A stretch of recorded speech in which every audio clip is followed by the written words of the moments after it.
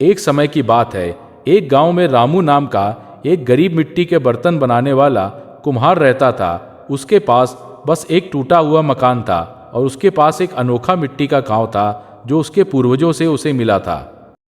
बताई थी, एक दिन उसकी पत्नी और बच्चे गंभीर बीमारी से दम तोड़ गए।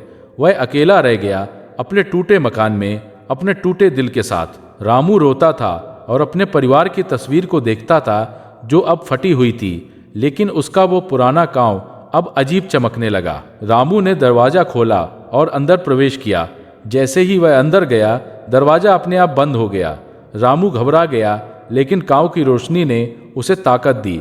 अचानक एक भूतनी प्रकट हुई, एक बुजुर्ग औरत सफेद कपड़ों में। उसकी आंखों में गहरी पीड़ा थी। भूतनी ने रामू को एक इनाम दिखाया, एक बड़ा खजाना जो हवेली में छिपा था, सोने के सिक्के, हीरे जवाहरात और बेशुमार दौलत। उसने रामू से कहा कि अगर वह इस खजाने को ले ले तो वह भी अमीर हो जाएगा, लेकिन इसके बदले उसे कुछ करना होगा। भूतनी ने रामू से कहा कि उसे एक बुरी सौदेबाजी करनी होगी। उसने कहा कि इस खजाने के बदले में उसे उसके साथ यहाँ रहना होगा, हमेशा के लिए। जैसे ही भूतनी ने यह कहा, उसके हाथ दीवारों से निकले और रामू को पकड़ने लगे। रामू डर गया, उसके पांव लड़खड़ा गए और वह जमीन पर गिर गया। दीवारों से भूतिए हाथ निकलकर उसे खींचने लगे। रामू के आंखों के सामने सोने और चांदी के गहने हवा में उड़ने लगे। भूत भी मुस्कुराती हुई बोली, ये सब तेरा हो सकता है, बस मेरे साथ यहाँ रह जा। लेकिन रामू जानता था कि ये सब झूठा है। उसने मना कर दिया। गांव के किनारे एक टूटी फूटी झोपड़ी थी जहां रहता था रामू, एक गरीब कावाला, गांव बेचकर गुजारा करने वाला। दिन भर मेहनत करता, लेकिन पेट भर खाना भी नसीब नहीं होता। एक रात जब ठंडी हवा चल रही थी और आसमान में आधा चांद टंगा था, रामू अपने कांव के साथ जंगल के रास्ते से लौट रहा था। तभी कांव उसके कांव ने अचानक अजीब आवाज निकाली, जैसे किसी खतरे का इशारा दे रहा हो। रामू ने चारों तरफ देखा, जंगल बिल्कुल शांत था, लेकिन हवा में एक अजीब डर था।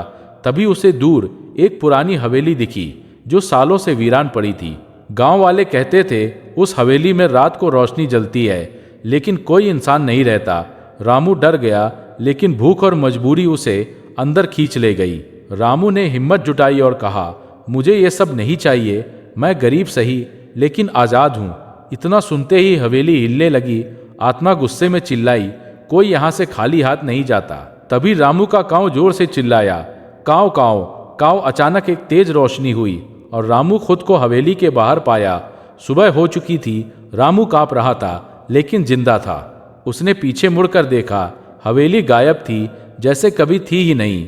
उस दिन के बाद रामू ने कभी उस रास्ते से जाना बंद कर दिया। लेकिन गांव में आज भी लोग कहते हैं, अगर रात में उस जंगल से गुजरोगे तो कांव की आवाज़ सुनाई देगी और वो हवेली फिर से दिखाई दे सकती है। इसीलिए आज भी गांव के बुजुर्ग कहते हैं, कभी कभी भूत लोगों को उनकी कमजोरी से पकड़ते हैं, लेकिन जो इंसान अपनी आज़ादी कभी नहीं छोड़ता, उसका काम हमेशा उसकी रक्षा करता है।